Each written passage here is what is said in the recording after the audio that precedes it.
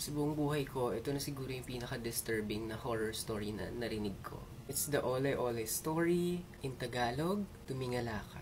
Yung naka-encounter na tong story na to is from UST. November din daw nangyari sa kanya tong incident na to. Third year college na daw siya nito and start daw ng second sem nila. Tapos that day, sobrang naiihi na daw siya. Yung subject daw during that time was Philippine literature. So yung professor nila, pinayagan siyang umihi. Kasi magbabasa lang naman daw sila.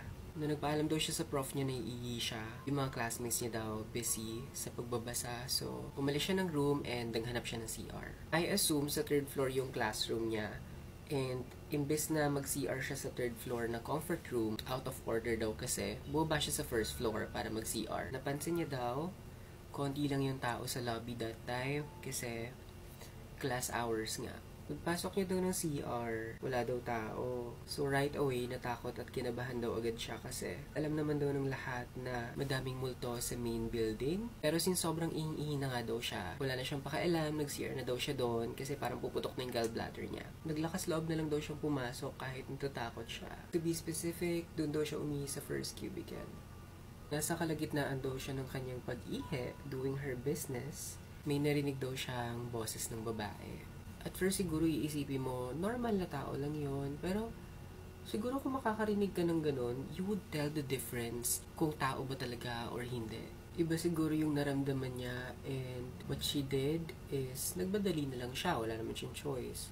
Pero sobra siyang takot na takot kasi paulit-ulit niya daw naririnig yung mga katagang ole, ole, ole. Based on our research, ang word na ole ay Spanish word sa Tagalog, tumingala ka or tumingin ka sa taas. Hindi niya daw alam ang ibig sabihin noon, pero at that very moment, nanghihina na daw siya at sobrang nanlalambot na yung katawan niya.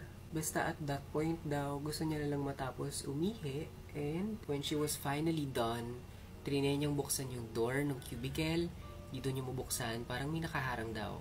She did her best daw to open the door, itulak yon, pero nothing's happening, so wala na siyang magawa, naiiyak na siya, natatakot na siya, and nagdasal na lang daw siya ng Apostles' Creed. After praying so hard, eventually, nakakuha siya ng courage to really force herself na mabuksan yung door, and nabuksan nga siya. When she finally made her way out, bumalik siya sa classroom niya, umiiyak, and very, very traumatized for sure. So, sobrang takot niya daw yung way niya ng pagbukas ng door, pabalibag. So, obviously, lahat ng tao sa classroom, even her professor, napatingin sa kanya. Nanlaki daw yung mata nila and they were so shocked na bumalik siyang umiiyak, namumutla, kahit sino naman siguro, no? And ang una daw na nangyari is nalapitan daw agad siya ng professor niya. Tinanong daw siya ng professor niya kung ano yung nangyari. And, syempre, kinuwento niya sa professor niya everything that happened sa CR sa first floor, sa first cubicle.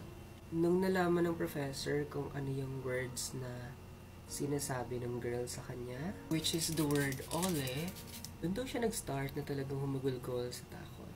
And again, ang ibig sabihin ng salitang ole in Tagalog ay tumingala ka or tumingin ka sa taas. Yun daw yung time na humagulgol na siya sa iyak dahil sa takot.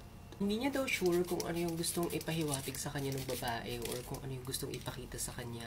Paano kung tumingala siya at naaksidente siya? What if may makita siyang bagay na hindi natin magugustuhan pag tingala niya? Gusto niya na lang daw mag-move forward, ayaw niya nang isipin lahat. Pero kung meron daw isang bagay na sigurado siya, yun ay hindi na siya babalik sa CR na yun. Kaposting story na to sa Spookify and indicated sa Spookify na galing siya sa UST Files. I-share ko yung post ng buong story sa aking Facebook account, and if you wanna check that, you can visit my Facebook account and you can follow me na din. If you guys have an encounter or any horror stories, you can message it to me sa aking IG and I would happily share it here if you would approve. Thank you so much for watching, and for more videos like this, please like, comment, and follow for more.